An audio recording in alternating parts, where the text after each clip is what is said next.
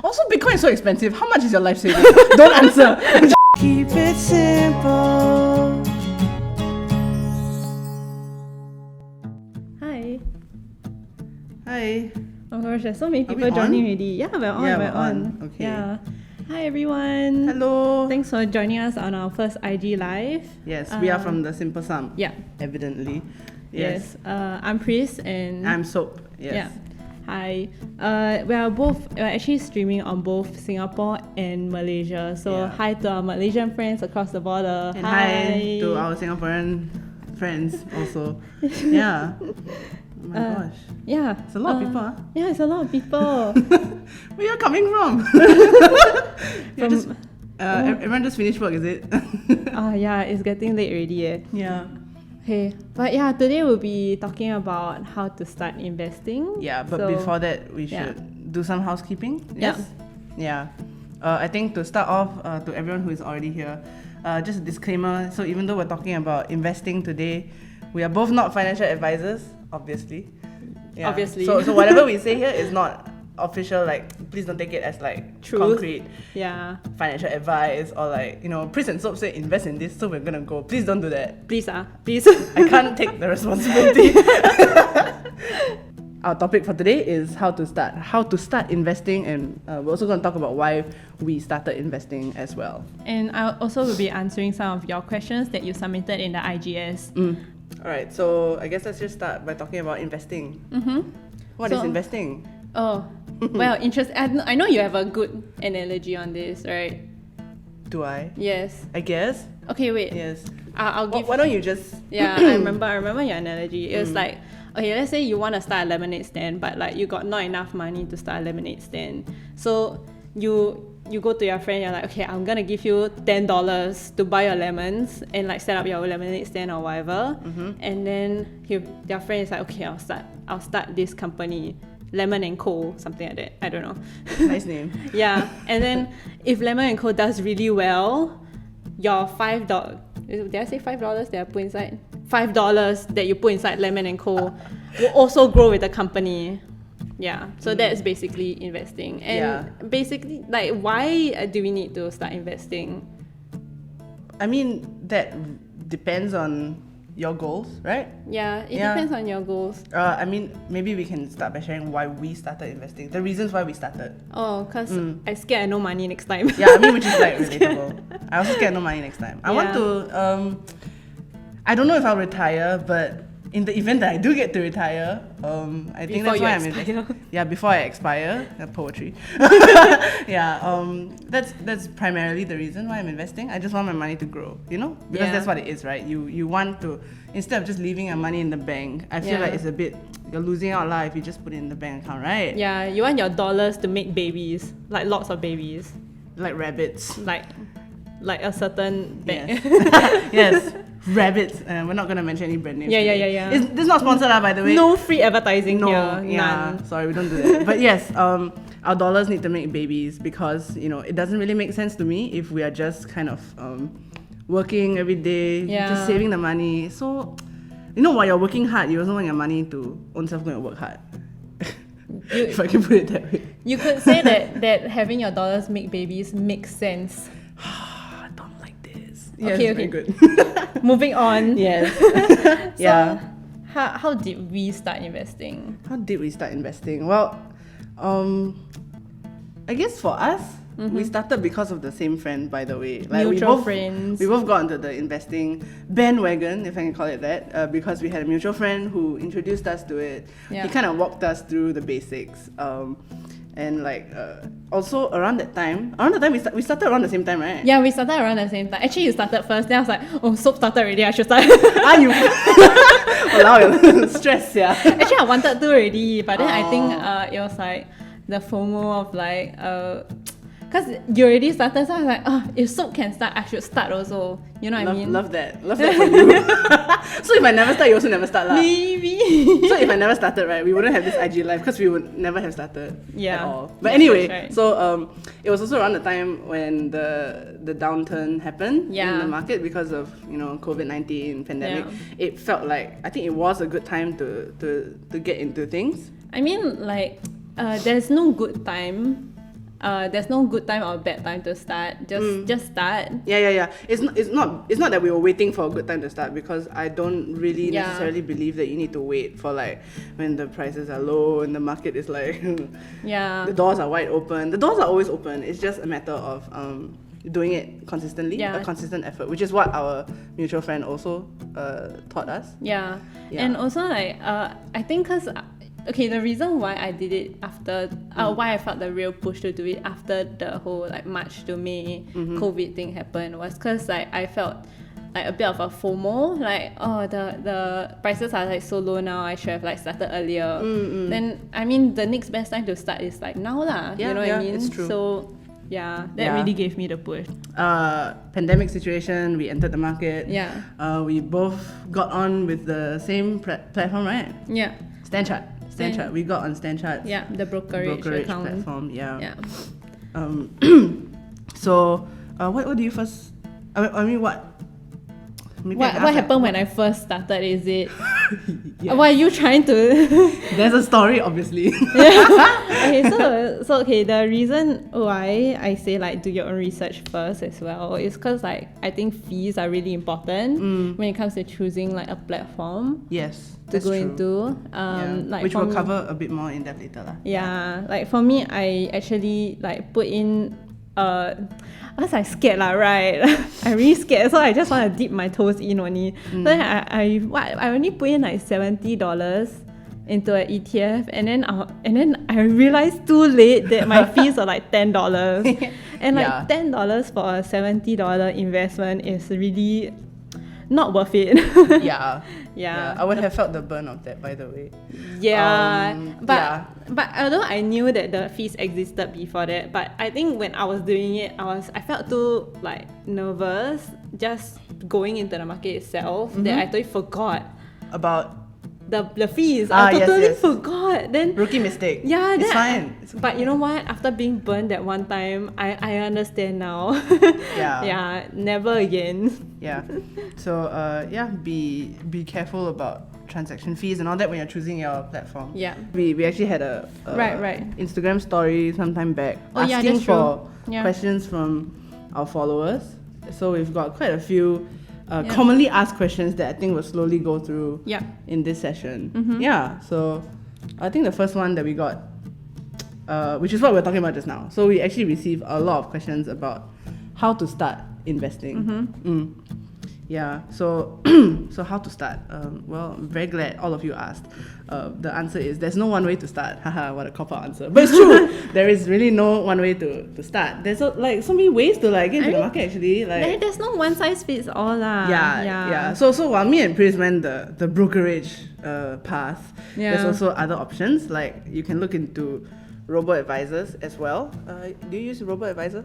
No, I don't. Yeah, me neither. I don't. But there's also, or you could, so robo-advisors is basically like the robot help you invest, right? So then there's the other option of with an algorithm based on your risk appetite. Oh yes, correct. Yeah, so basically robos collect your data. They collect, like, they understand what you want, like your risk appetite, and then they'll just kind of tailor your investment decisions in your portfolio. There's also using humans to manage your investments. Using humans. Talking about fund managers here. So that's when you invest into like mutual funds, unit trusts, and stuff like that. So it really depends on what kind of person you are, and I guess it depends on how you want to start. If you want to do it like a very safe way, like if you're not confident with stock picking, then I guess DIY is not really the best. I mean, you can just go into ETFs. So I think it depends on like how much time and how much effort do you want to put into investing. Because some people just want to just chill and let their money be managed themselves by like robot advisors.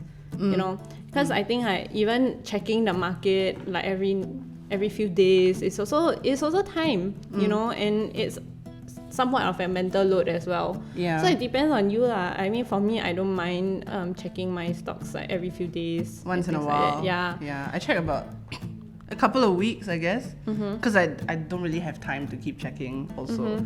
So I'm quite a passive investor still right now. So it's mostly ETFs. And if you guys don't know what ETFs are, they're exchange traded funds. Yes, that's what we are talking about. Yeah.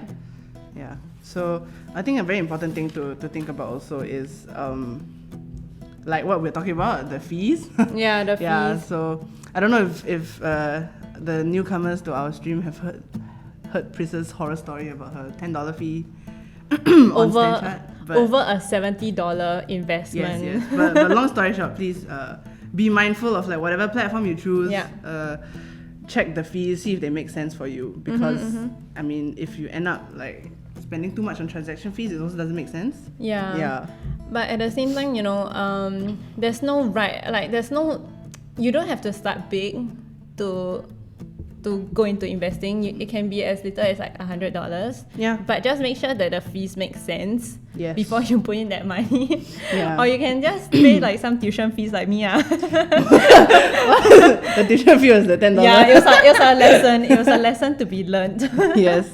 Yeah, and I think it's very important to remember also that no one can guarantee you like 100% that you will get returns. Yeah. So everything you invest into, right, there's always going to be a measure of risk involved. Someone is asking, can you explain further about ETF? So what are ETFs? ETFs, so like I said just now, they are exchange traded funds. Basically, it's like they are traded like stocks on the stock market, on the exchange, basically, where they track an index. So for example, in Singapore, there's something called the Straits Times Index, STI ETF, where it tracks the top 30 companies in Singapore. Yeah. So when you buy an ETF, when you invest into it, you're basically investing into 30 companies. So it's not just one. Yeah. So if I can put it that way, ETF is like a bundle of companies. A bundle of companies that you will invest into lah. Yeah, so, it's like a package deal, you know. Yeah, and why are they good? Because it's like less volatile, right? Yeah, it helps to spread out your risk. The keyword here is diversification.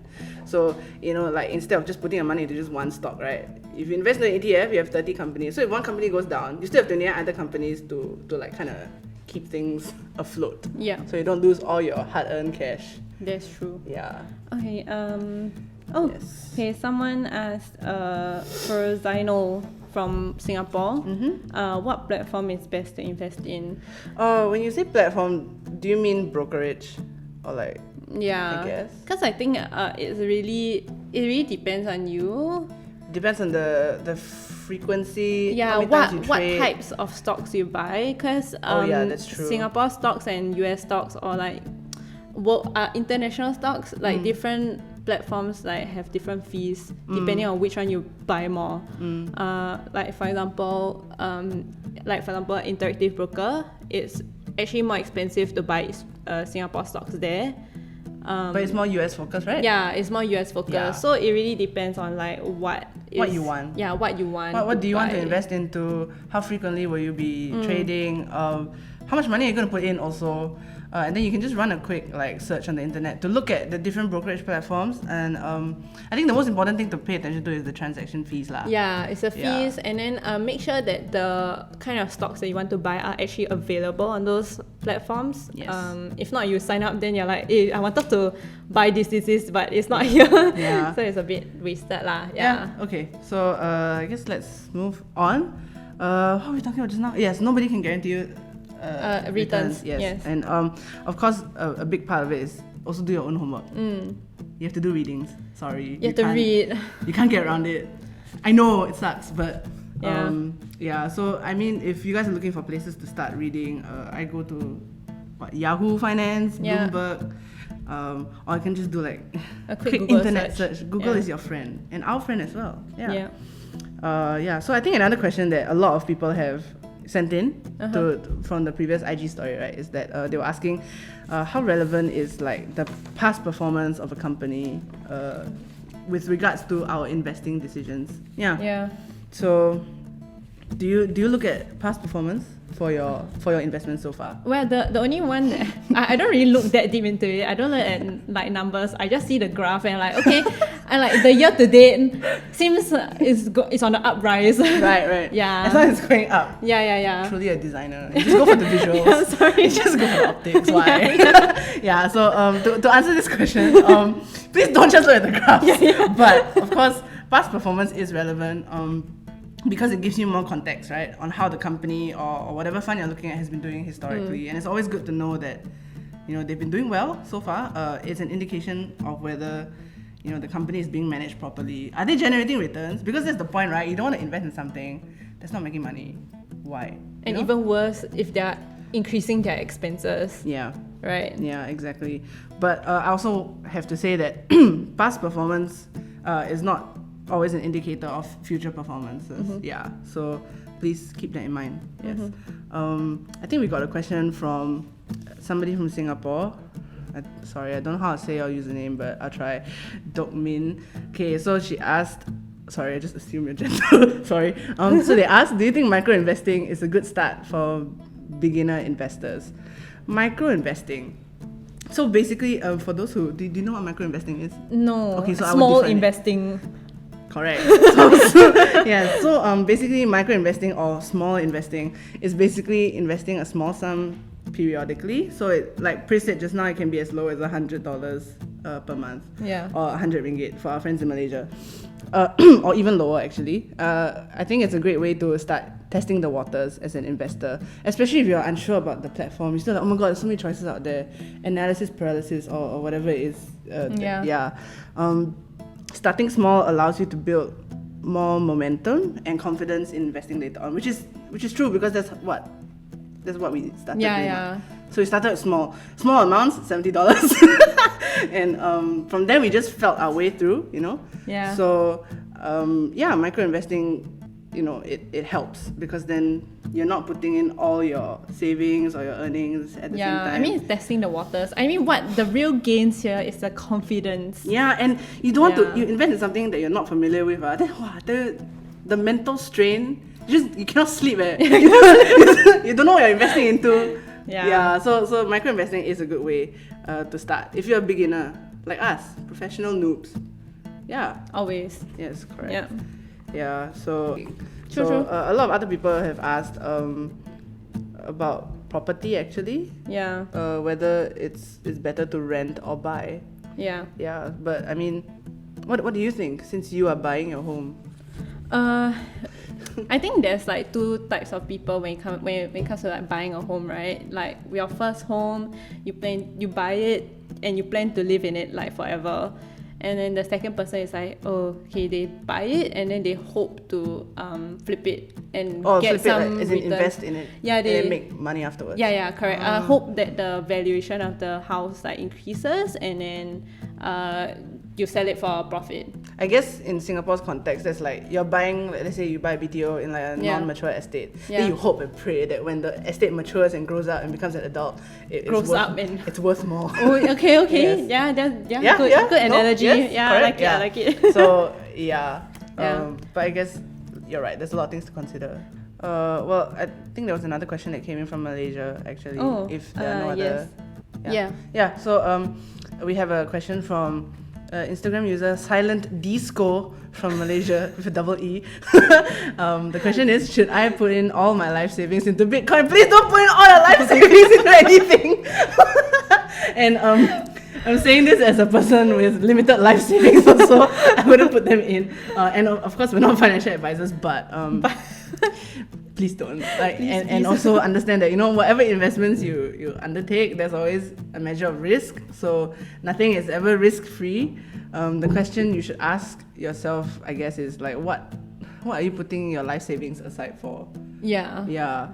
For most of us, I hope for most of us, I hope our goal is to build a retirement fund to see us through our golden years as old people. And Bitcoin is it's a very exciting topic, I think. Yeah, it's a hot topic right now. Now got NFTs all that stuff. I feel like it's very complicated, but I think it sounds very cool, especially with the whole like, we're going to the moon with Bitcoin and stuff like that. But I think it's very volatile as an asset class. So I don't know if it's a good idea if you want to put all your life savings for your retirement. So if you put into Bitcoin and then all your retirement funds gone, how are you going to retire? Please. Silent disco, if you're out there. Please. Yeah, so I don't think it's wise to put in everything into something that can drop like just like that, No, like the prices really go up and down. Okay, you know what? You shouldn't put like life savings into any one place. You know what I mean? Yes. Just diversify. Diversification is the key word here. Yes. Also, Bitcoin is so expensive. How much is your life savings? Don't answer. Just rhetorical question. Yeah. So I guess that's it for. I hope that answers your question, please. Yeah, and please have your emergency funds like ready first before you even think about Bitcoin, please. Yeah, please. I consider putting all your life savings into Bitcoin and emergency, so you need that fund. And buy insurance first before you think about Bitcoin. Yeah. Yes. I mean, I don't assume that you don't, but but it's just be safe, Yeah, this goes out to everyone too. Not just silent disco. Yeah, silent disco just brought the issue up. But but thanks for your question. Yeah. Yes. It's an important issue actually, because I think everyone's like hyping up Bitcoin and NFTs. So yeah. So let's move on to some other things that people have commonly asked questions. A lot of people have asked for resources. What resources can we use to learn about investing or like investment fundamentals, basically? So I guess my question is, what do you read? I don't read. Right. I'm illiterate. She doesn't do the words. Okay, actually, you see her. If you can see her reading a paper, it's nothing. It's all just gibberish. No, I mean, I just read news. Yeah, if I want to like keep up to date about something, I'll just Google. Like we have said several times already, Google is your friend. But of course, if I can give some of my own recommendations, I do quite a bit of readings because I do the words, as you know. You do the words. I do the words, yes. Yeah. So a few blogs I think I revisit from time to time. I think these are Singapore-based. But I'm sure like the principles and the concepts they cover are like universal. So like friends in Malaysia, maybe you can check them out. So one of the blogs I go to is Investment Modes, and we will spell that for you. MOATS. I was gonna say we'll spell it in the comments, but thanks for verbalizing it as well. Yeah. But Investment Modes. So this is a really good blog for, I think, stock analysis, and the person behind the blog also sometimes covers like the broader topics like market conditions. He talks about why things are the way they are right now. Another blog I go to is Financial Horse, also I think Singapore based. Horse, HORSE. You're so smart. Thank you. Thank you so much for spelling everything out for me. Anything for you.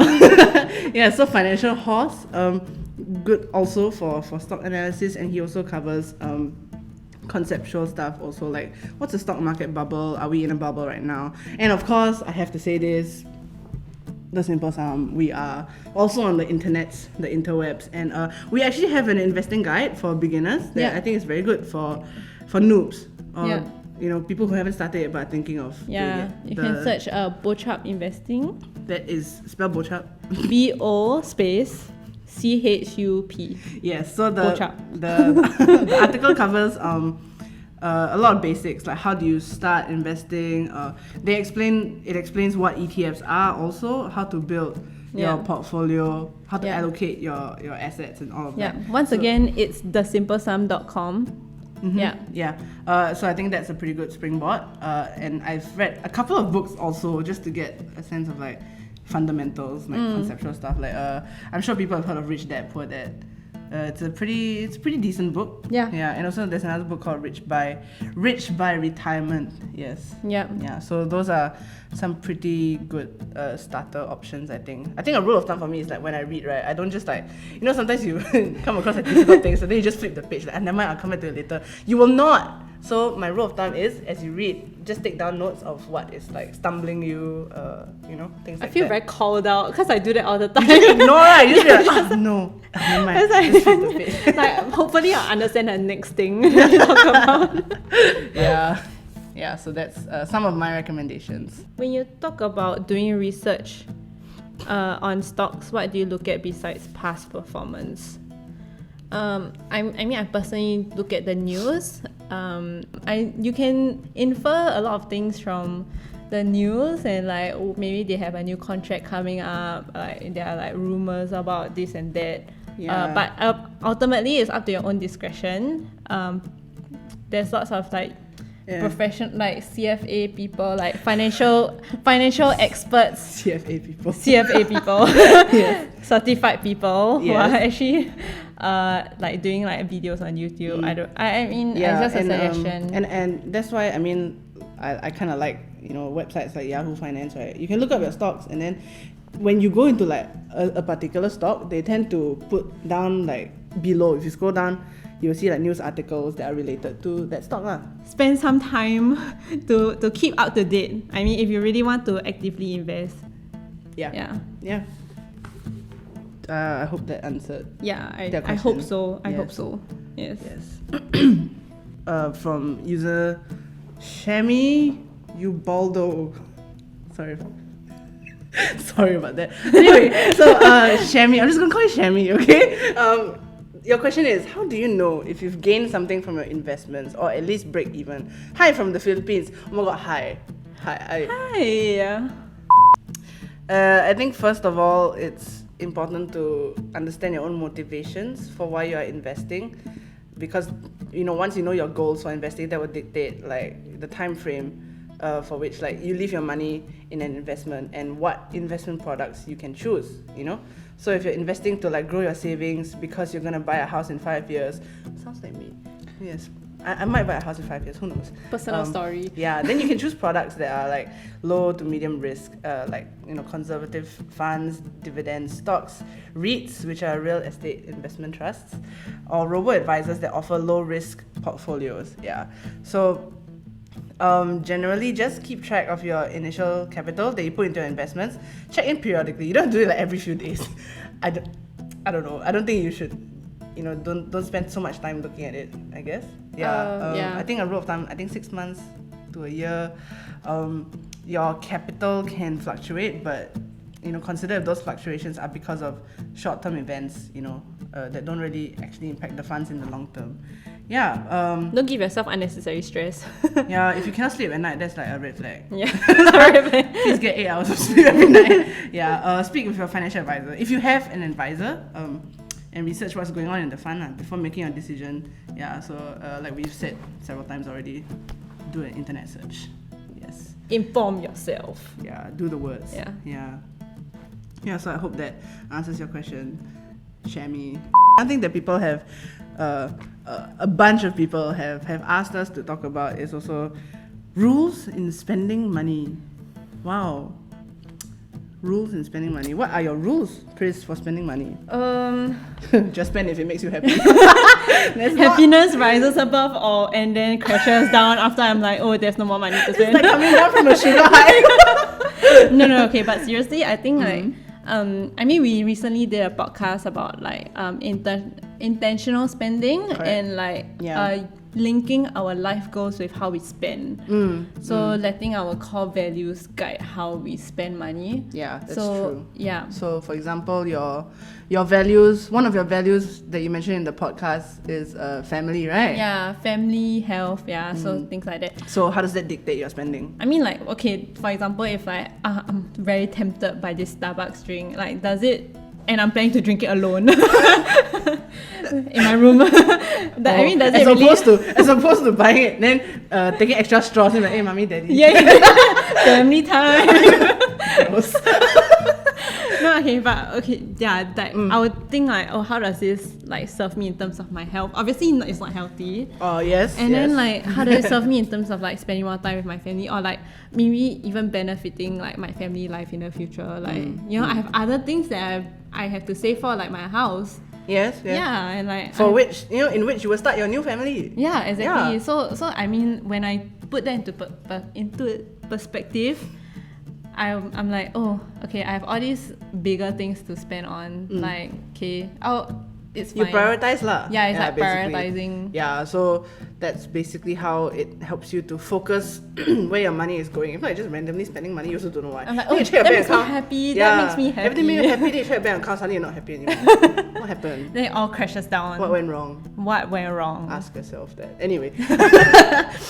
So I think a general rule of thumb is like, just know where your money is going and why.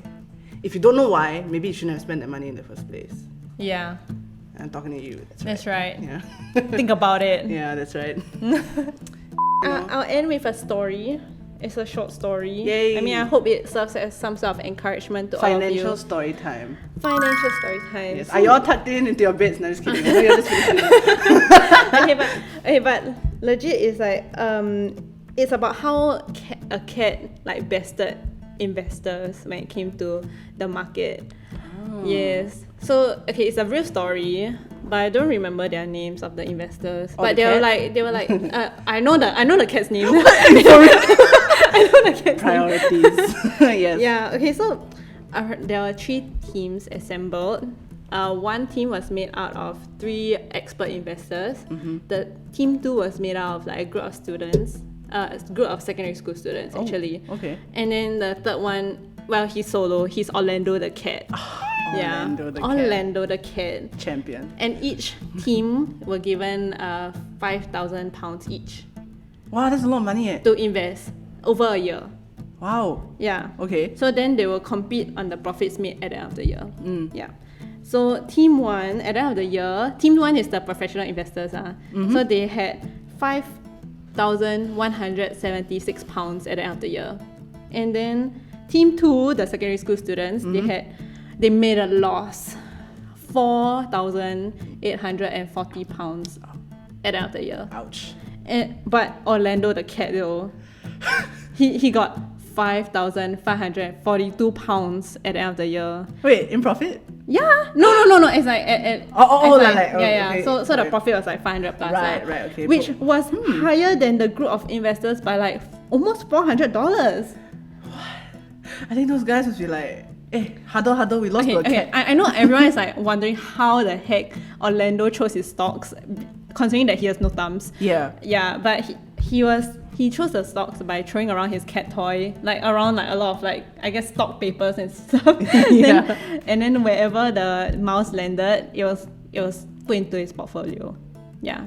The 10 stocks that the toy mouse landed on. Amazing. That's right. Amazing. And we did a comic on this, yes? Yes. Yeah. Yeah. So if Orlando can do it, you can do it. Yes. And also it also shows that timing in the market is not really the best method of going about it. Yeah. Time in the market always beats time in the market. Yeah. Again, investment advice. Yeah. We're not financial advisors. Yeah. We are professional noobs. We are professional noobs. Yes. If you want noob advice, you can listen to. Okay, no, don't. It's just a joke. This is affecting our branding anyway. Yeah, but I mean, we just have our personal experiences, and like we hope that y'all found it useful, and at least the very least that we can do is just to not make you feel alone in this investment journey. Yes. Yeah. So like we covered, we would like to reiterate that before you invest, please get your fundamentals in place. That means savings, emergency fund. Please get insured. Get the basics done before you go into the big things. Yeah. And don't put all your life savings into Bitcoin. Sorry, silent disco. I'm still thinking about you. I'll be thinking about you all night tonight. Anyway, I guess that's it. That's a wrap on another episode of Keep It Simple. Thanks for watching, and remember to like and subscribe. And also leave a comment, especially if you like these faces. I mean, even if you don't like these faces, please comment anyway because we want to know what you think. And we're also on Spotify, Google Podcasts, and Apple Podcasts. So if you're on those platforms, remember to subscribe for new episodes. Keep it simple. Keep it simple.